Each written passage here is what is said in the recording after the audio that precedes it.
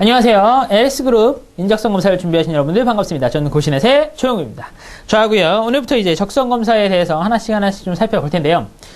이 LS그룹에서 출제되는 적성검사는 보통 좀 일반적인 보통 사기업, 삼성, 현대, LG 이런 등등의 사기업에서 출제되는 부분과 조금 맥락을 달리합니다. 그래서 LS그룹에서 출제되는 좀 특징들 몇 가지만 좀 살펴보고요. 그 다음에 문제가 출제되는 부분들, 그런 챕터들을 몇 가지 좀 살펴보면서 문제를 먼저 진행해 보도록 하겠습니다. 그러면 이 LS그룹이잖아요. 우리가 LS그룹인데요. 보통 일반적인 지금까지 출제됐던 사기업, 보통 삼성 사트가 가장 대표적이고요. 그 외에 거기서 이제 파생되어 있는 시험들이 굉장히 많은데, 그래서 몇 가지 유형들이 이렇게 쫙 정해져 있다고요. 사실은 적성검사에 출제되는 전체적인 유형들이 있어요. 거기서 이제 회사들이 이렇게 골라서 보통 쓰고요. 그 다음에 우리 회사에서 좀 요구하는 능력치를 측정하고 싶다라고 해서 한두 가지 이렇게 짝짝 집어넣는 경우가 있어요. 보통 그래서 큰 틀은 보통 비슷하게 유지를 하고, 회사만이 갖고 있는 특별한 방법, 몇 가지 문제 스타일을 쫙 추가로 집어넣는 이런 스타일을 추구하는데요. 보통 기본적으로 깔고 가는 그 적성검사의 스타일을 LS는 가지고 가지 않아요. 가지고 가지 않습니다. 그래서 보면 보통은 적성검사는 언어하고 수리로 나눠진다라고 우리가 보통 보는데요. 이 언어가 한 3분의 1, 수리가 한 3분의 2 정도를 보통 차지하는데, 일단 LS는 언어 자체가 굉장히 적고요. 한 챕터 하나밖에 없고, 나머지가 이제 어쨌든 수리, 그리고 우리가 추리라고 부르는 수추리 파트인데, 일반적으로 많이 나오는 이제 수리 문제에서는 계산 문제가 나와요. 계산 문제인데, 이 계산이 중학교 때 배웠던 혹은 고등학교 1학년 정도 수준의 문제들인데, 그런 문제가 일단 LS에서는 출제가 안 돼요. 그럼 어디로 많이 가냐? 이 추리로 많이 가요. 추리로. 수리보단 추리에 더 많이 간다라고 볼 수 있습니다. 그 도형도요, 맨 뒤에 조금 나오긴 하지만 그렇게 많이 나오는 부분 아니에요. 왜 그러냐면 도형이 나오긴 하지만 유형 자체가 그렇게 복잡한 유형, 많은 유형을 다루고 있지 않아요. 한 두 가지 정도의 유형만 다루고 있기 때문에 일단 이 추리 부분에 많이 할당을 해야 되는데, 그래서 이제 여기 이제 적성검사를 한번 살펴보면 챕터가 몇 개 나오죠? 6개가 나옵니다. 그래서 첫 번째 하면 언어 문제가 나오는데요. 이건 그냥 일반적인 언어 문제라고 생각하시면 돼요. 그 다음부터 2번부터 어디까지죠? 6번까지 나오는데, 이게 한 번에 다 수출입니다. 특히 지금 2번 같은 문제 해결력이 있거든요. 문제 해결력. 이 문제 해결력이라는 문제는요, 한 2개, 3개 정도 기업에서만 다루고 있어요. 그 중에 하나가 LS입니다. 실질적인 문제 해결력을 다루고 있는 건데, 문제 해결력이라는 게 뭐냐면, 우리가 실제 회사에서 볼 수 있는, 회사에 갔을 때 받을 수 있는 어떤 자료들 있죠. 그런 자료들을 직접 줍니다. 그리고 고객 상담을 위한 자료가 될 수도 있고요. 아니면 어떤 수치화된 자료일 수도 있고요. 그런 실제로 우리가 만날 수 있는 자료들을 줍니다. 그 자료들에서 내가 필요한 부분만 빨리빨리 캐치를 하라는 얘기죠. 문제에서 어떤 부분을 빨리 가져오세요 라고 하면 거기서 그 부분만 보고 그 안에서 있는 내용을 빨리 꺼내와서 문제를 푸는. 그래서 실제로 우리가 회사 생활을 할 때 받을 수 있는 자료들, 그 자료들을 가지고 해결 능력, 얼마나 빠르고 정확하게 찾아오는가, 그 능력을 키우는 거예요. 물론 이런 것도요, 시간만 주면 다 읽어보는 거, 처음부터까지 다 읽어보고 필요한 걸 다시 찾아오면 되는 거죠. 근데 그럴 시간이 없죠. 짧은 시간 안에 얼마나 빠르게 그걸 찾아올 수 있는 능력을 갖고 있느냐, 그리고 짧은 시간 안에 이 전체를 훑어보면서 내가 필요한 부분만 캐치를 잘할 수 있느냐, 이러한 능력들을 본다고요. 이 진짜로 실전에 필요한 능력들인 거죠. 이런 능력이 실전에 관련된 그런 문제를 낸다고 보시면 돼요. 또 3번이 여기서 또 파생되는 일맥상통한 얘기인데, 여기서 이제 자료 해석이 나오죠. 근데 이 자료 해석은요, 이 자료 해석은 또 많이 보셨던 그 자료 해석이 맞아요. 이 문제 해결력이 조금 생소하실 수 있어요. 자료 해석의 확장판이라고 보시면 돼요. 오히려 자료 해석은요, 사실은 다 수치화되어 있는 문제이기 때문에 여기는 계산 문제가 좀 들어가죠. 여기 근데 계산 문제라고 해봤자 4층 연산밖에 없으니까요.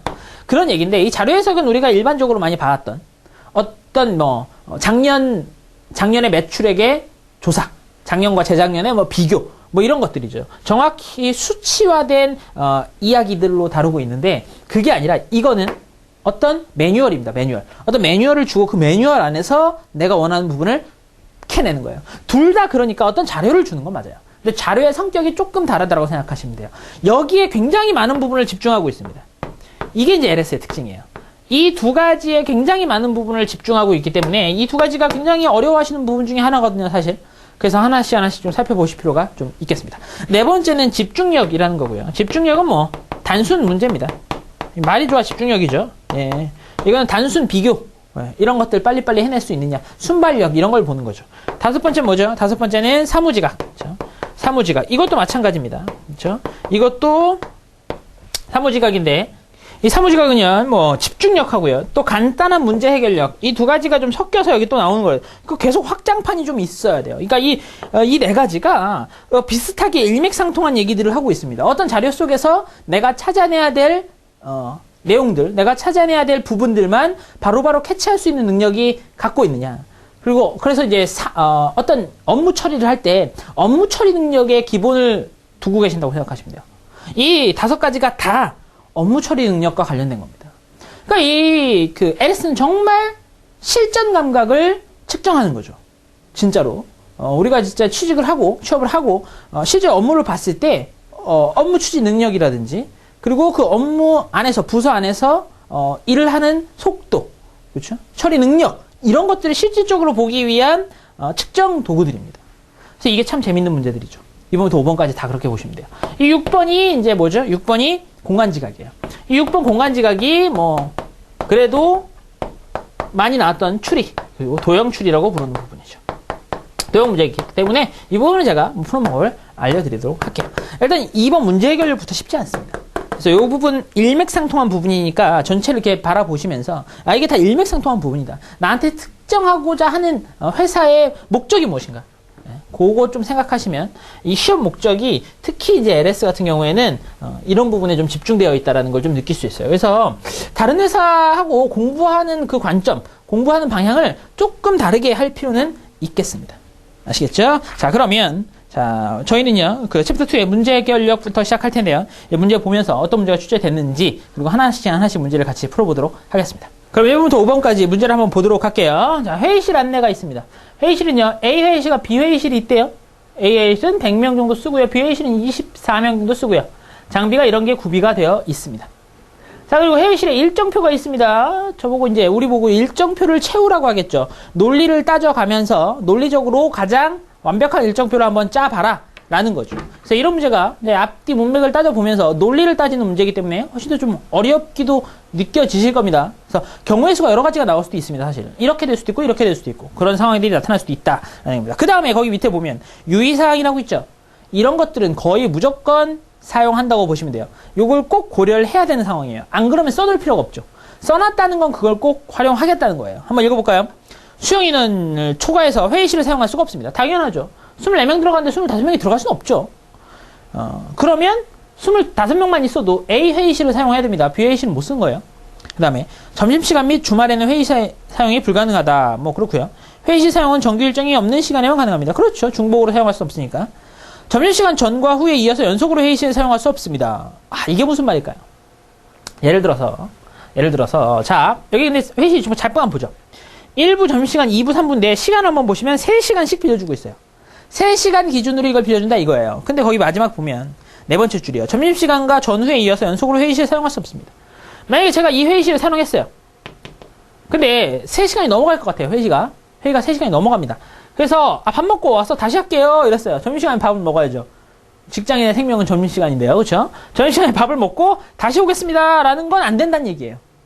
이거 안 된다는 얘기예요. 잠깐 쉬었다가 회의실 이어서 못 쓴다는 얘기예요. 이렇게 낸다는 얘기죠. 뭐냐면 여기를 점심시간 지나서 여기 회의실을 사용했습니다. 근데 3시간이 지나갔어요. 그래서 그 오버된 시간에 대해서 3부에 이어서 사용할 수 있다는 얘기죠. 이건 가능하다는 얘기입니다. 그래서 점심시간을 두고 밥 먹고 와서 한다는 건 안 된다는 얘기예요. 밥 먹고 이어서 없어요. 그런 건 없다는 얘기예요. 그 다음에 이동식 화이트보드는 한 개이기 때문에 다른 회의실을 사용하고 있으면 사용할 수 없습니다. 자, 화이트보드는 하나입니다. 그래서 동시에 다른 데서 사용하고 있으면 나는 사용하지 못한다는 얘기가 되겠습니다. 그 다음에 기술교육 세미나는 항상 화이트보드를 사용합니다. 얘는요, 항상 화이트보드를 사용한대요. 그쵸? 화이트보드. 이렇게 체킹을 한번 해놓죠? 화이트보드를 무조건 사용한답니다. 그 다음에 이제 넘겨보시면 뭐가 있죠? 회의 자료가 있습니다. 이제. 주간 업무회의, 개발팀 실무회의, 인사팀 실무회의, 신제품 프레젠테이션, 본사 간부회의. 이 5개에 대해서 내가 배치를 해줘야 된다는 얘기죠. 1번을 보시면 인사팀 실무회의를 할 수 있는 날은 무슨 요일인가? 이렇게 나왔으니까요. 얘네들이 어디에 들어가야 될것인가? 보는 거죠. 첫 번째요. 주간 업무회의입니다. 참가인은 10명입니다. 그리고 필요정비는 없고요. 월요일 1부에 꼭 해야 됩니다. 월요일 1부를 봤더니 이미 신입사원 OT가 A 회의실에 잡혀 있습니다. 그러면 주간 업무회의는 언제 하면 되죠? 여기서 하면 돼요, 그냥. 주간 업무회의. 주간 업무회의는 여기서 결정이 되는 겁니다. 더 이상 볼 필요가 없습니다. 그 다음에요. 개발팀 실무회의와 인사팀 실무회의가 있고요. 12명, 7명입니다. 그런데 개발팀 실무회의가 4시간 한다는 거에 주목하셔야 돼요. 한 타임은 3시간이에요. 얘는 몇 타임을 써야 됩니까? 2타임을 써야 됩니다. 보시면 개발팀과 그리고 인사팀이 있는데 이 개발팀은 어때야 돼요? 한 번에 2타임을 연속으로 잡아주셔야 됩니다. 그런데 한 번에 2타임 연속으로 잡을 땐 1부, 2부 이렇게는 안 된다고 했습니다. 무조건 2, 3부만 해야 돼요. 즉 2에서 3부를 사용해야 됩니다. 2, 3부를 연속으로 사용해야 되는 게 개발팀에서 있어야 될 내용이에요. 그 다음에 마지막에 보면 본사 간부회의가 시작되기 전에 해야 됩니다. 본사 간부회의는 언제인지 모르지만 본사 간부회의 전에 개발팀 실무회의가 있어야 되고요. 그 다음에 인사팀 실무회의는요. 3시간이 필요합니다. 그리고 개발팀 실무회의가 시작되기 전에 해야 됩니다. 얘네가 먼저 하고 얘네가 그 다음에 합니다. 아시겠죠? 이게 1번으로 해야 된다면 얘가 2번으로 해야 된다는 거 이것도 기억하셔야 되겠습니다. 그러면 개발팀은 무조건 언제나 할 수 없습니다. 언제나 할 수 없습니까? 월요일날은 못해요. 얘네가 월요일날 한다고 하면 얘네는 어디로 갈 데가 없잖아요. 무조건 얘네가 먼저 해야 됩니다. 얘는 월요일날 절대 할 수 없습니다. 이 정도만 해도 상관없어요. 그 다음에 신제품 프레젠테이션과 본사 간부회의가 있습니다. 신제품 프레젠테이션과 본사 간부회의가 있습니다. 신제품과 본사예요. 이것도 한번 볼까요? 신제품 프레젠테이션. 신제품 프레젠테이션 어때요? 3시간 하고요. 28명이에요. 그리고 본사도 56명이에요. 그럼 얘네들은 일단 무조건 어디로 들어가야 돼요? 무조건 A방에 밖에 못 들어가요. B방에 들어갈 수가 없습니다. 사람이 많아서. 그리고 프레젠테이션 발표자 김대리는요. 매일 점심시간 이후에 출장을 가요. 아하! 이 프레젠테이션 할 사람이 2, 3부에는 아예 없대요. 그럼 얘는 무조건 어디예요? 무조건 1부죠. 무조건 1부네요. 동의하시죠? 그럼 신제품 프레젠테이션이 여기 아니면 여기에 들어가야 될 겁니다. A에서 해야 되고 1부에만 해야 됩니다. 동의하시죠? 그러면 화수목 중에 1부에 한 번이겠네요. 되죠? 그 다음 볼까요? 그 다음에 본사 간부회의입니다. 본사 간부회의는 6시간을 해야 돼요. 이것도 2타임을 해야 됩니다. 그럼 얘도 2에서 3부를 써야 되겠죠. 2에서 3부를 풀로 써야 됩니다. 그 다음에 자, 개발팀장과 인사팀장이 참석해야 하기 때문에 각 팀의 실무회의에 날짜와 시간이 겹쳐서는 안 된다. 그럼 보세요. 얘는요. A고요. 2, 3부를 써야 돼요. 됐습니까? A고 2, 3부니까 월요일 2, 3부나 아니면 화요일 2, 3부나 수요일 2, 3부를 써야 돼요. 그럼 보세요. 얘 무조건 언제 해야 될까요? 무조건 수요일 2, 3부입니다. 얘가 이 본사 회의를 하기 전에 얘네들이 끝나야 되거든요. 얘네들이 끝나야 돼요. 그럼 얘네가 2, 3부를 써야 되는, 얘가 2, 3부를 쓰고요. 얘도 2, 3부를 써야 되고 얘도 해야 되는데 얘네들은 같은 날에 할 수가 없습니다. 왜 그럴까요? 순서가 정해져 있잖아요. 인사가 먼저 하고 개발을 해야 되는데 그렇죠? 얘가 2, 3부를 꼬박 다 써야 돼요. 그럼 얘는 절대 월요일에 안 된다고 아까 말씀드렸죠? 그럼 얘는 화요일 이후로 해야 돼요. 화요일 이후인데 얘는요. A 회의실을 써야 되기 때문에 월, 화, 수 중에 하루밖에 못 써요. 근데 얘는 얘보다는 일찍 해야 되고 얘보다는 늦게 해야 돼요. 그럼 얘는 무조건 어디로밖에 갈 수 없어요. 무조건 화요일밖에 갈 수 없습니다. 이게 무조건 화요일이에요. 얘는요. 얘는 무조건 월요일이죠. 먼저 진행을 해야 되니까. 얘는요. 얘네들이 끝난 다음에 얘가 해야 되니까 얘는 무조건 수요일이죠. 왜 그러냐면 얘가 목금으로 갈 수는 없으니까. 얘가 화요일 이후에요. 근데 얘는 수요일 이전이에요. 목금은 못해요. 그럼 얘가 목요일날 하고 얘가 화요일 하는 방법밖에 없죠. 얘가 월요일날 가고요. 끝났습니다. 즉 본사회의는 A 회의실에 써야 되는데 2, 3부를 모두 다 써야 되기 때문에 수요일밖에 사용할 수밖에 없습니다. 이건 이론적으로 그렇게 나올 수밖에 없죠. 논리적으로요. 예, 논리적으로 그렇게 나올 수밖에 없다는 얘기죠. 그래서 여기다가 본사회의를 진행합니다. 그리고 여기도요. 본사회의를 진행합니다. 그 다음에 개발팀이요. 2, 3부를 다 써야 되는데 화요일날 쓸 거고요. 인사팀은 월요일날 쓸 겁니다. 여기에 개발부가 쓸 거예요. 개발부가요. 그렇죠? 그 다음에 여기 인사팀이 일로 오겠죠. 이 정도만 판단하시면 됩니다. A 회의실 쓸지 B 회의실 쓸지는 알 길이 없으니까요. 이 정도만 판단하고 한번 가볼까요? 인사팀 실무회의를 할 수 있는 날은요. 그쵸? 인사팀 무조건 월요일밖에 안 된다라는 거죠. 예외가 없습니다. 월요일밖에 안 되는 거니까 답을 1번 월요일로 찍을 수 있겠죠. 자, 그 다음에요. 2번이요. 신제품 프레젠테이션을 화요일에 하기로 했는데요. 갑작스럽게 김대리가요. 신제품, 예, 요거를 화요일에 하기로 했었어요. 원래. 자, 요거는 화, 수, 목 중에 일부에 진행하면 되는 거예요, 그냥. 그런데 화요일에 갑자기 일이 생겼어요. 그래서 출근을 못하게 됐어요. 그럼 신제품 프레젠테이션 언제 해야 되죠? 수요일 아니면 목요일날 해야죠. 당연히. 뭐 당연한 거죠. 그럼 3번이에요. 그 다음에요. 화이트보드는 최대 몇 번 회의실과 회의실 사이를 이동하게 되겠는가? 자, 화이트보드를 사용하는 사람은 어디죠? 화이트보드를 사용하는 건 일단은 기술교육 세미나에서 화이트보드를 사용하기로 했고요. 그 다음에 화이트보드를 누가 사용하죠? 화이트보드 보면 개발팀하고 인사팀에서 씁니다. 개발팀하고 인사팀에서 써요. 그러면 일단 최대한 최대 몇 번 옮기겠느냐 이거죠. 그럼 최대도 있고 최소도 있나요? 그렇죠. 한번 해보죠. 인사팀이 월요일날 들어가니까 인사팀이 가장 먼저 쓸 겁니다. 그 다음에 화요일 오전에 기술교육 세미나가 있어서 기술교육 세미나에서 쓸 겁니다. 그 다음에 화요일 오후에 개발팀이 쓸 거예요. 이 셋밖에 화이트보드를 쓰지 않습니다. 그런데 지금 얘네가 어디로 들어가는지는 정할 필요가 없죠. 그러면 이미 얘네가 B회의실에 있잖아요. 그러면 얘네가 인사팀이 B회의실에서 쓰는 거예요. 월요일날 B회의실에서 쓰고요. 그냥 그대로 둬요. 그리고 다음날 아침에 기술교육 세미나에서 쓰죠. B회의실 그대로 두면 누구요? 개발팀이 B회의실에서 그냥 쓰는 거예요. 그러면 한 번도 안 바꾸고 B회의실에서 그냥 놓고 쓸 수도 있어요. 하지만 최대한 바꾼다면 얘네들의 회의실을 최대한 섞어야 되겠죠. 여기서 지금 B회의실을 쓴다고요? 그러면 그 전날 오후에 화이트보드를 쓰는데 여기서 어디를 쓰는 게 좋겠어요? 최대한 이걸 옮겨 다니게 하려면 얘네가 A회의실을 쓰는 거죠. A회의실을 쓰면 그렇죠? 얘가 A를 쓰고요. 그럼 여기서 한번 옮겨놔야죠. 얘네가 오전에 쓸 때. 그 다음에 얘네가 썼는데 얘네도 A회의실 쓰는 거예요. 그럼 여기서 또 한 번 더 옮겨가야 되겠네요. 그렇죠? 또 한 번 더 옮겨가야 된다고요. 여기서 한번 옮겨가고 여기서 한번 옮겨가야 되는. 어차피 세 팀에서만 쓰기 때문에 세 번만 쓰기 때문에 한 번도 안 옮겨갈 수도 있고요. 아니면 여기서 한번 옮기고 여기서 한번 옮기는 게 최대한밖에 될 수가 없죠. 최대한 2번밖에 불가능하겠죠. 더 이상은 아예 불가능합니다. 그렇죠? 화이트보드를 쓰는 회의 자체가 3번밖에 없기 때문에. 그 다음에 다음 중 일부의 회의실을 사용할 수 있는 회의요. 일부의 회의실을 사용할 수 있는 건 지금 얘네 둘이죠. 신제품 프레젠테이션하고 주간. 그래서 신제품 프레젠테이션하고 주간 업무회의. 답은 2번이 확인할 수 있겠죠. 그래서 이렇게 한 번만 정해 놓으면 그 안에서 답만 찾아주시면 되는 거예요.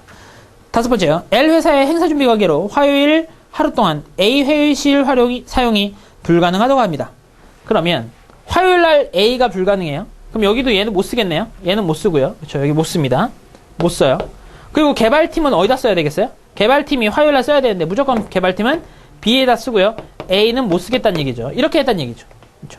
그러면 개발팀 실무회의 날짜는 미뤄진다. 그렇진 않죠. B 회의실에서 하면 되니까요. 그 다음에 신제품 프레젠테이션은 본사 간무회의보다 늦게 하게 된다. 이거 맞나요? 아니죠. 본사 간무회의가 여기 결정이 됐어요. 그럼 신제품 프레젠테이션을 화요일날 못한다면 수요일 아니면 목요일이에요. 근데 수요일이면 이거보다 빨리 하고요. 목요일이면 이거보다 뒤에 하는 거잖아요. 앞에 할지 뒤에 할지는 모른다는 얘기예요. 그 다음에 3번이요. 회의 순서는요. 주간 업무회의. 주간 업무회의는 제일 먼저가 맞네요. 그 다음에 인사팀. 그 다음에 또 어디죠? 개발팀. 그 다음에 본사 간부회의. 그 다음에 신제품 모르죠. 여긴 저긴지 모르니까. 개발팀 하고요. 신제품 한 다음에 본사 해도 되고요. 개발팀 아니고 신제품 안 하고요. 본사하고 신제품 해도 되고요. 마지막 순서는 결정할 수가 없다는 얘기입니다. 그러면 틀렸네요. 마지막이요. 인사팀 실무회의를 하는 시간은 여전히 명확하게 알 수 없다. 그렇죠. 인사팀 실무회의는 2부에 할지 3부에 할지에 대한 정보가 아무것도 없기 때문에 명확히 알 수가 없는 겁니다. 그래서 그게 맞게 되는 거죠. 그래서 이것도 경우의 수가 여러 가지가 존재하는 거죠. 지금 인사팀이나 개발팀은 어디에 들어갈지 모르고요. 신제품 프레젠테이션도 어떤 조건에 따라서 화수목 중에 언제 들어갈지가 알 길이 없다는 얘기예요. 그래서 고정될 수 있는 건 이 주간하고 본사회의 요거밖에 결정이 될 수가 없는 거죠. 나머지에 대해서는 논리적으로 어디에 들어가더라도 경우의 수를 따져볼 수밖에 없는 거죠. 되시겠죠? 자, 이런 문제들이 실제 실무와 정말 연관된 문제잖아요. 자, 그래서 또 다음 문제 가시면 다음 문제들이 오히려 이 문제 해결력에서 더 많이 나오는 문제들이에요. 또 다음 문제들 계속 이어서 보도록 하겠습니다. 이어서 6번도 한번 보도록 하죠. 이 문제는요. 제목을 먼저 볼까요? 가스 누출 감지 경보기 설치에 관한 기술상의 지침 이런 거죠. 이게 실제 상황에서 맞닥뜨릴 수 있는 문제예요. 뭐냐면 이런 지침서를 봤습니다. 이런 지침서에서 내가 필요한 내용들만 골라서 뽑아낼 수 있는 능력이 있느냐. 그렇죠? 내가 필요한 부분을 빨리빨리 캐치해서 일을 하는데 수월하게 진행할 수 있는 능력이 얼마나 가지고 있느냐 이런 문제예요. 이게 이제 기출 문제인데요. 이 문제 약간 느낌이 다르죠. 그래서 이 문제를 이제 지침서인데요. 이걸 처음부터 끝까지 잘 읽을 수는 없잖아요. 읽을 수는 없지만 그래서 문제를 먼저 보고요. 문제에서 필요한 내용들을 빨리빨리 캐치해내는 능력을 키우는 겁니다. 이런 문제가 사실은 대부분이에요. 그래서 앞에 기출 문제가 조금 오히려 좀 특이한 상황이고요. 거기서는 어떤 논리적인 판단이나 앞뒤 문맥을 따져보는 이런 것들이 좀 필요했지만 이거는 실제로 내가 받을 수 있는 어떤 지침서를 통해서 그 안에서 내가 필요한 부분을 빠르게 캐치해내는 능력 그런 것들이라고요. 약간 문제 스타일이 좀 다르죠? 같이 볼게요. 그러면 이런 걸 본 적이 있을까요? 본 적이 없죠.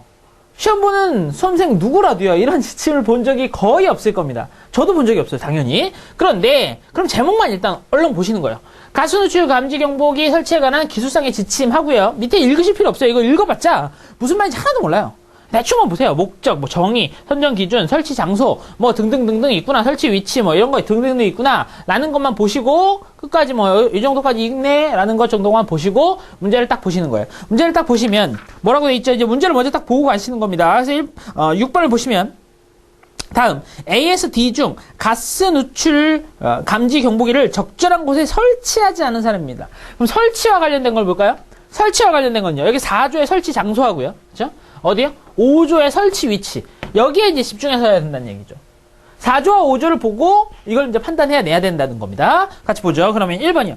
방폭 지역 내에 위치한 변전실에 가스 누출 감지 경보기를 설치했다 이랬습니다. 그러면 딴 데를 보실 필요 없죠. 4조와 5조만 보시는 거예요. 변전실에 경보기를 설치할 거냐 안 할 거냐 보시면 되죠. 변전실 보세요. 없네요. 변전실이요. 변전실. 여기 있네요. 변전실. 방폭지역 안에 있는 변전실에 설치한다라고 나와 있습니다. 그럼 맞네요. 그렇죠?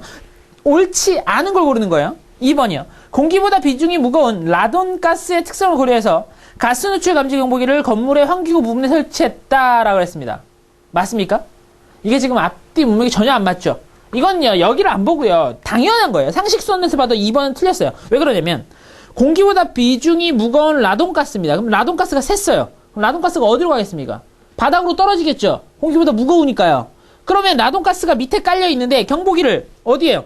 건물의 환기구 위에 있는 환기구 부분에 환기구는 천장에 달잖아요. 막 이런 데 달려 있잖아요. 여기다 설치하면 될까요? 안 될까요? 안 되죠. 이 위쪽 건물의 천장이나 이 윗부분에 설치를 하려면 공기보다 가벼운 가스여야지 샜을 때 위로 뜰 거 아닙니까? 그럴 때 경보기가 울릴 거 아니에요. 이거는 나와서 아래로 가라앉을 건데 경보기를 위에 설치해봤자 당연히 안 되죠. 그러니까 상식선에서 이건 당연히 안 됩니다. 물론 여기서도 있겠죠. 예? 어떤 설치의 상의 문제가 있겠죠. 어디요? 여기 있네요. 5조의 두 번째 보면 건축물에 설치되는 가스 누출 감지 경보기는요. 비중이 공기보다 무거운 경우는 건축 내부 하부에 당연한 거죠. 가라앉을 거니까. 가벼운 경우에는 건축물의 환기구 부분, 위쪽 환기구 부분에 설치하는 게 공기가 뜰 테니까 당연한 얘기죠. 그러면 답을 2번 쓰고 끝내시는 거예요. 이거는요. 분명히 시간이 오래 걸려요. 이렇게 하나씩 찾아보면 시간이 오래 걸리기 때문에 객관식이니까 1번부터 4번이에요. 그러면 4번에서 답이 나오면 어쩔 수 없지만 이렇게 답이 1번이나 2번에서 나온다면 본인 스스로 믿으셔야 됩니다. 혹시 3, 4번을 틀리진 않았을까? 내가 잘못 생각한 건 아닐까? 이런 불안감이 드시겠지만 결국 시간 싸움이기 때문에 2번에서 이렇게 확실하게 떴다면 2번을 쓰고 넘어가셔야 됩니다. 아시겠죠? 일단 저하고는 한번 보죠. 3번이요. 가스 누출 감지 경보기의 경보기를 근로자들이 상주하는 곳에 설치했다 이랬습니다. 근로자들이 상주하는 곳에도 설치하는지를 보시죠. 여기 보세요. 가스 누출 감지기는 근로자가 상주하는 곳에 설치했습니다. 지금 4조와 5조만 보고 있는 겁니다. 나머지는 보지 않으셔도 된다는 거예요. 그 다음에 4번이요. 건물 밖에 설치된 가연성 및 독소물질 취급하는 압축기 주변에 가스 누출 감지 경보기를 설치했다도 있겠죠. 그렇죠?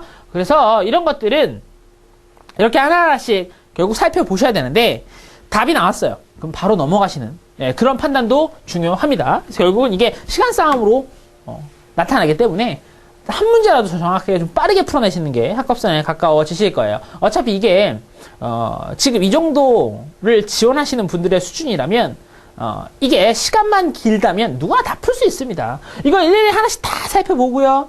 다 읽어보고 몇 번 읽어보고 하면 어떻게 답을 못 찾겠습니까? 여기 있는 걸 그냥 찾아만 내는 건데.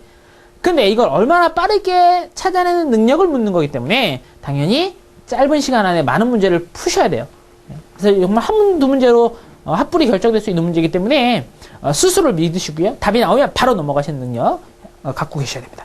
다음 중 그 다음 문제 보시죠. 누출 감지 경보기의 성능이 의심되는 경우. 성능을 봅니다. 성능이요. 성능이 어디죠? 성능 7조네요. 그렇죠? 그럼 7조만 보시면 돼요, 이거는. 7조 안에 모든 게 들어있다는 얘기입니다. 성능인데요. 등유에 증발가스가 누출되었음에도 불구하고 독성가스 누출 감지의 경보기가 그렇죠? 울리지 않았다. 등유는 보세요. 여기 등유 증발가스 있네요. 가연성 누출 감지 경보기는 담배나 아니면 담배 연기 그다음에 세척 유가스, 등유의 증발가스, 배기가스, 탄산수소계 가스 같은 건 경보기에 울리지 않아야죠. 너무나 흔하게 나타나는 건데 독성은 없지만 흔하게 나타나는 물질들에 대해서는 그런 연기나 그런 것들에 대해서는 경보가 안 울려야죠. 그런 것까지 다 울리면 너무 자주 울린다 이거죠. 그 다음에 독성가스를 감지하는 경보기에는 0에서 허용농도의 3배값 범위의 눈금을 갖고 있다. 한번 보죠. 몇 배값 눈금을 갖고 있는지 쭉 가는데 여기 있네요. 독성가스는 0에서 허용농도의 3배값이어야 한다라고 되어 있네요. 맞네요. 그러면. 그렇죠? 이게 이제 3배냐 2배냐 이런 사소한 숫자 갖고 장난칠 수도 있습니다. 세 번째요.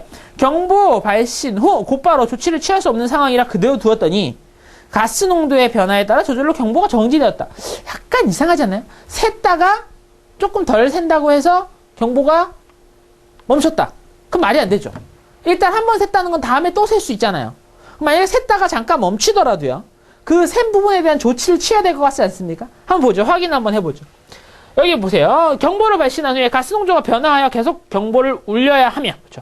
가스 농도가 변해도요. 가스가 갑자기 좀 빠져도 경보는 계속 울려야죠. 여기가 샜었다라는 사실도 알려줘야 되는 거예요. 그렇죠? 그 확인 또는 대책을 조치할 때까지는 경보가 정지돼서 안 된다라는 거죠. 샜다 안 샜다 하면 그건 잠재적 위험을 갖고 있는 거니까요. 됐죠? 오케이. 그러면 이렇게 7조만 보면 된다라는 거 판단할 수 있겠죠. 다음 문제도 한번 볼까요? 다음 주 가스 누출 감지 경보기의 갖출 구조에 대한 설명입니다. 구조예요. 구조는 8조네요. 그럼 8조만 이렇게 보시면 되는 거예요. 그 다음 볼까요? 그러면 얼마죠? 가스에 접촉하는 부분은요. 내식성 재료나 충분히 부식 방지 처리가 된 재료를 사용하며 그 외 부분은 도장이나 도금 처리가 양호한 재료도 이거 당연한 얘기 아니에요. 이건 확인할 필요 없어요. 당연한 거죠. 도장이나 그쵸? 도금 처리가 양호한 재료를 사용한다. 이건 당연한 얘기죠. 예, 이건 뭐 당연한 거고요. 2번이요. 경보는요. 램프의 점등 또는 전멸의 방식을 사용하거나 경보가 울리는 방식을 사용했어.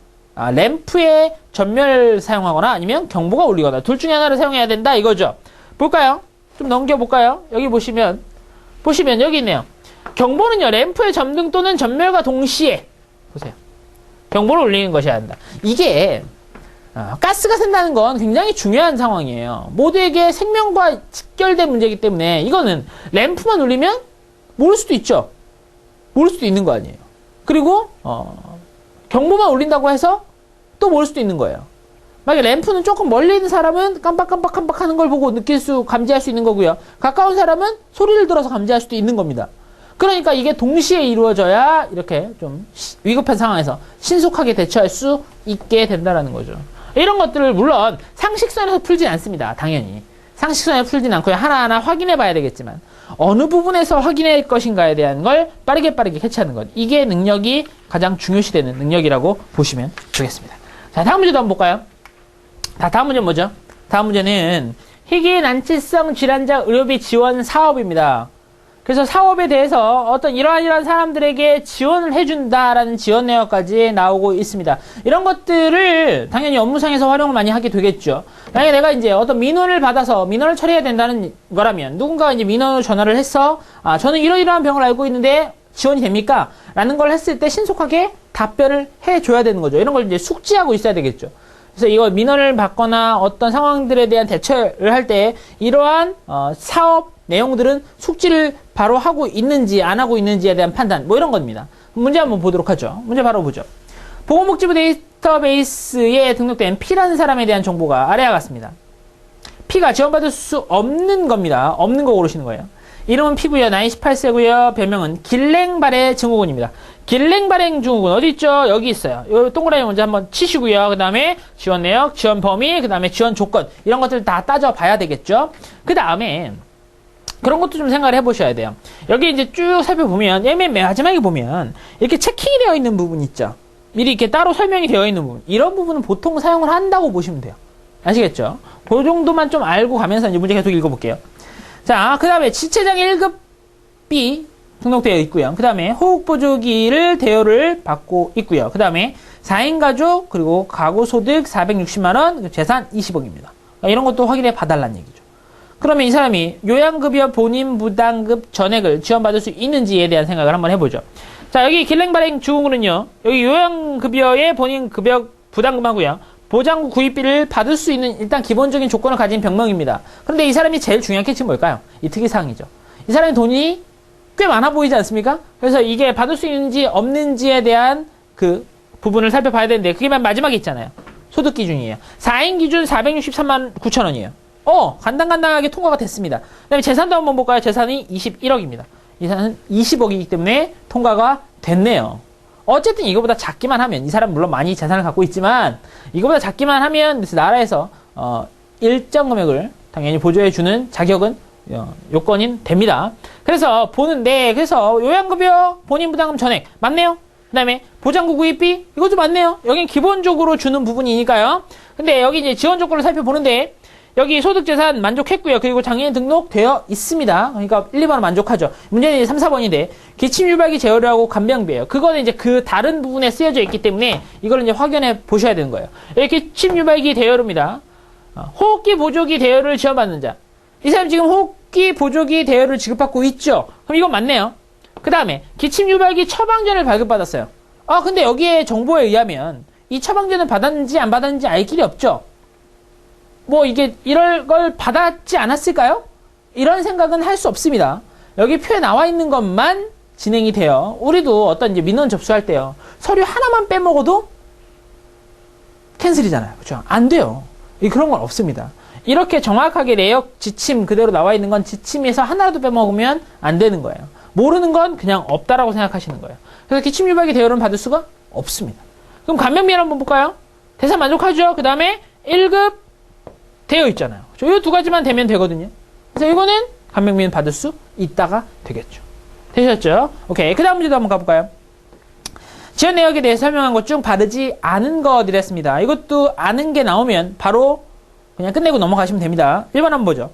무코다당증. 그렇죠? 무코다당증 환자의 경우 호흡보조기 대여를 매월 60만원 내에서 지원받을 수 있다. 무코다당증 찾으셔야죠. 무코다당증. 여기 있네요. 이 사람은요, 기본적으로 보장구 구입비를 받을 수 있어요. 여기 한번 볼까요? 대여료 매월 60만원 맞네요. 이 정도만 확인하고 넘어가시죠. 그 다음에 소득 및 재산 등의 지원 조건을 만족한다면 장애인으로 등록된 부신백질 디스트로피,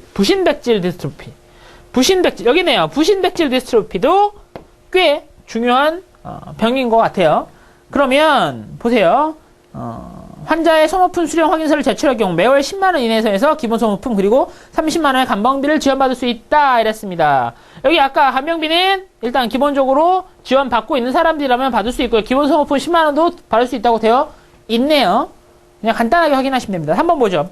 소득 및 재산조사 기준을 만족한다면 만성 신부전으로 2급 판정을 받은 투석 환자의 경우 처방전에 의해 복막관류 및 이거 재료를 요양기관에서 구입 및 사용한 금액을 요양비로 받을 수 있습니다. 이랬습니다. 만성신부전 한번 보죠. 만성신부전 어딨죠? 만성신부전 보시면 만성신부전 여기에 이렇게 나와 있네요. 그렇죠? 만성신부전 요양비라고 나와 있네요. 거기 보시면 한번 읽어볼게요. 처방전에 의해 복막관류액 및 자동복막 투석 소모성 재료를 요양기관 외에, 여기 보시면 외에라고 되어 있잖아요. 외에서 사고요. 그 다음에 금액을 청구할 수 있다는 얘기죠. 그렇죠? 여기 2급 장애 받은 자. 이거 2급 장애 받았는데 이게 틀렸어요. 지금 3번 왜 틀렸을까요? 요양기관에서라고 되어 있죠. 꼭 요양기관에서만 사는 게 아니라 요양기관 외의 의약품에서 산 것도 지원을 해주겠다라고 되는 겁니다. 그럼 여기 3번이 나왔잖아요? 그러면 딱 넘어가시면 돼요. 바로 넘어가실 거예요. 그 다음 문제 보겠습니다. A는요, 현재 호흡보조기를 대여받고 있습니다. A가 앓고 있으려 추정할 수 있는 질환이 아닌 것은? 자, 호흡보조기 대여를 지원받습니다. 호흡보조기 대여를 여기에요. 여기에 지금 받고 있는 질환들이에요. 호흡보조기 대여를 받고 있는 질환들은요, 앞에서 나왔던 질환 추가로 이 세 가지까지 이런 이야기입니다. 그러면 거기에 없는 병을 찾으시면 돼요. 중증 근육 무기력증, 크로이펠츠 야구병, 유전성 운정시조증. 그거 어디 있어요? 중증 이거 있고요. 그 다음에 크로이펠츠 이거 있네요. 그 다음에 유전성 운동 실조증하고 지방산 대사장이에요. 지방산 대사장이 여기 있는데요. 그렇죠? 그 유전성 걔는 어디 있죠? 앞에 있나요? 여기 있네요. 유전성, 운정, 실조증. 여기도 있네요. 그러니까 이 세 개는 다 호흡기 대로 부분에 있는데, 그렇죠? 여기 지방산 대사장에는 이 밑에 있으니까 당연히 아니죠. 그래서 만족하는 칸에 들어있는 게 있느냐 없느냐 그냥 판단만 해주시면 되는 거죠. 그래서 이런 것들이 실제로 업무상에서 많이 이루어지는 내용들이기 때문에 이런 것들은 이제 잘 좀 해 보셔야 되겠습니다. 이런 것들이 나올 가능성이 좀 크겠죠, 당연히. 어떤 느낌인지 알겠죠. 실제 업무와 관련된 이야기들. 그러니까 이런 지침들은 다 숙지를 하고 있어야 된다. 숙지를 하고선 바로바로 얘기해 줄 수 있어야 된다. 그래서 어떤 실내의 사람을 보여주는 거죠. 이 어떤 실내의 사람에 대해서 내가 보장받을 수 있습니까, 없습니까? 그럼 바로바로 이야기를 해 주셔야죠. 여러분들이요. 그렇죠? 예, 뭐 그런 상황들에 대한 판단입니다. 다음 문제도 한번 볼까요? 다음 문제는요. 다음 문제는 뭐죠? 다음 문제는 문제를 한번 볼까요? 이게 뭐죠? 다음은요.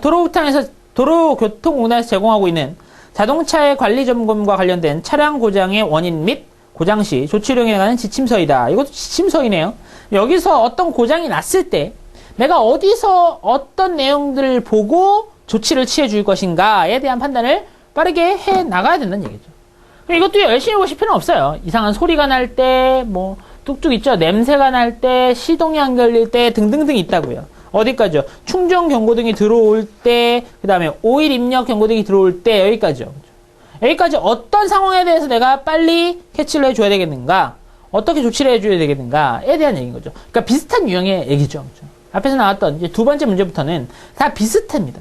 실제 어떤 지침서나, 그렇죠, 관련 자료들을 주고요. 그 자료에서 내가 필요한 부분들만 빠르게 캐치해낼 수 있는 능력, 그런 것들을 묻는 거라고요. 그럼 한번 볼까요? A씨는요, 자가용을 이용해서 부산으로 출장을 가는 도중에 핸들을 돌릴 때마다 삑 하는 소리가 들렸습니다. 앞에 뭐가 있었죠? 이상한 소리가 들릴 때라고 그랬습니다. 핸들을 돌릴 때 소리가 났어요. 이거는 뭘까요? 자, 소리가 날 때, 여기서 찾으셔야죠. 주행을 데리고 갈 때마다 발 얹어서 끼익 하는 소리가 나타난다. 이거 아니죠? 지금 뭐예요? 핸들을 돌릴 때 소리가 난다고 그랬어요. 마지막 보세요. 핸들을 돌릴 때마다 삑 하고 소리가 날 때 뭐가 문제죠? 조향 기어박스나 핸들의 결함이 발생하심으로 수입한다. 그러면 조향 기어박스의 결함이다가 답이 되겠죠. 그래서 뭐 필요한 부분만 찾아서 가시면 되는 거예요. 소리가 날 때를 찾아가시는 거예요. 나머지 부분 보는 거 아닙니다. 자, 그 다음 보죠. W차나 정비서비스라는 C는요, 오전에 총 4대차를 수리했습니다. 이 중 한 대가 제대로 수리가 되지 않아서 다시 점검 요청 들어왔네요. 그럴 때 잘못 수리된 차는 어떤 것인가 이랬습니다. 첫 번째요. 주행 시 좌우로 기우뚱거리는 A차. 기우뚱거린다라는 느낌이 어디 있죠? 이상한 냄새가 나는 것도 아니고요. 시동이 안 걸리는 것도 아니에요. 이것도 아니네요. 그쵸? 핸들이 한쪽으로 쏠릴 때, 혹은 뭐 충전용 원형이 들어왔을 때, 이런 거 아니네요. 그쵸? 이제 기우뚱거린다는 상황에 대한 생각하는 거예요. 기우뚱거리니까 앞에 뭐 소리가 난다든지 냄새가 나는 상황은 아니고요. 이런 부분에서 났을 때인데, 어디 있죠? 여기 기우뚱거리면서 이런 얘기가 나오네요. 여기서. 타이어 펑크가 났으니까 아무래도 이게 차가 기우뚱거리고 있었던 거죠. 그래서 타이어 펑크로 인한 타이어 교체를 했다. 맞죠? 적절한 조치가 된 겁니다. 그 다음에 시동이 걸리지 않습니다. 시동이 걸리지 않는 건 어디 있었죠? 시동이 걸리지 않는다. 여기 있네요. 시동이 걸리지 않는다는 건 있었어요. 시동이 안 걸릴 땐 어떻게 했는지를 한번 보시죠. 여기 먼저 한번 읽어볼까요? 플러그를 뽑아봤더니 검게 그려져 있어 와이어 브러쉬로 닦아주었다. 그랬습니다. 그 말이 있는지 한번 보죠. 여러분 작으면 배터리가 다 된 거고요. 그 다음에 여기 있네요. 플러그를 빼보아서 검게 그려져 있으면 와이어 브러쉬로 깨끗하게 닦아주며 라는 조치를 취한 게 맞네요. 됐죠? 그 다음 볼까요? 그 다음에 삑 소리가 났습니다. 소리가 나는 거 있죠? 앞에 소리가 나는 거. 소리가 났습니다. 근데 발언저리에서 끼익하는 여기네요. 그쵸? 그럼 브레이크 라이닝이 간 거예요. 브레이크 라이닝이 나갔습니다. 물론 이런 문제는 남자분들에게 조금 유리할 수도 있어요. 자동차를 좀 운전해 보셨던가 자동차에 관심이 있으시면 좀 유리할 수도 있겠지만 뭐 대부분 비슷한 능력치라고 생각하시면 돼요. 어차피 이거예요. 내가 익숙한 상황에 나올 수 있는 상황은 그렇게 많지 않습니다. 여자분들이고 남자분들이고 이런 것들이 그렇게 익숙하지 않아요. 그래서 이게 내가 더 불리한 거 아니야? 이런 것들은 아니에요. 그래서 그 안에서만 찾아낸다고 생각하시면 돼요. 어떤 표가 나오고 어떤 지침서가 나왔을 땐 거의 100% 내가 모르는 상황이 나올 가능성이 훨씬 더 큽니다. 아시겠죠? 그래서 여기 끼익 소리 나는 거니까 3번도 세 번째 것도 맞네요. 그럼 이건 확인할 필요 없이 사실 네 번째지만 이걸 확인 안 하기에는 힘들죠. 확인해 봐야죠. 네 번째, 전조등이 켜지지 않는 D차 이랬습니다. 그래서 확인 한번 해봐야죠. 전구에는 이상이 없어. 퓨즈 박스를 열어보니 퓨즈가 끊어져 있어서 테이프로 끊어진 퓨즈를 연결해 수리했다 그랬습니다. 그럴듯해요. 근데 보시면 여기네요. 전조등이 켜지지 않을 때 이렇게 나와 있죠. 전조등이 켜지지 않을 때 어떻게 했다 그랬죠? 이 얘기가 지금 퓨즈 박스예요. 여기 밑에 부분이네요. 전구에 이상이 없어서 퓨즈 박스를 살펴보고 퓨즈가 끊어져 있으면 퓨즈 뽑기로 끊어진 퓨즈를 뽑아내고 같은 규격의 예비 퓨즈로 갈아 끼운다라고 되어 있어요. 근데 그게 없어요. 그러면 쓰지 않은 장치에서 같은 용량의 퓨즈를 빼내서 대신 끼워 임시 조치를 할 수 있다. 여기 보면 테이프로 연결한다. 이런 말은 전혀 있지 않습니다. 그래서 없는 말은 쓰면 안 된다는 얘기죠. 그렇죠? 그냥 갈아 끼운다. 그럼 혹시 갈아 끼울 수 없다면 다른 데에 있는 걸 빼내서 대신 끼워서 임시 조치를 한다. 이렇게 판단을 하셔야지. 여기 있지 않는 테이프로 끊어진 부분을 묶는다. 이거 안 돼요. 그렇죠? 이거 없는 말은 사용하시면 안 된다는 얘기입니다. 자, 다음 문제도 한번 볼까요? 자, 그래서 이런 것들 중요한 부분만 딱딱 끊어서 보시면 된다라는 거예요. 다음 문제 한번 볼까요? 다음 문제 좀 재밌는 문제죠. 자, 이러한 북한산 둘레길 지도가 하나 나왔어요. 지도가 하나 나왔는데, 자, 어떤 거죠? 북한산 둘레길 일부입니다. 그럴 때, 자, 문제 바로 보면 되죠, 이건 뭐. 북한산 둘레길 중 연이은 두 코스를 골라 걸으려고 합니다. 최단거리를 걷고자 할 때 선택할 수 있는 길은요. 그래서 최단거리예요.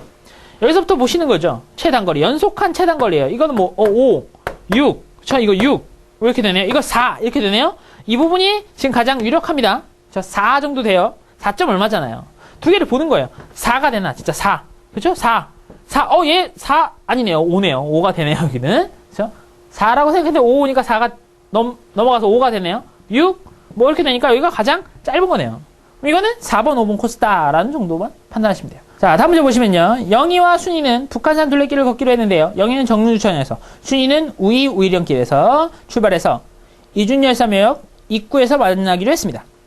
두 사람이 출발한 시간은 오전 9시 30분인데요.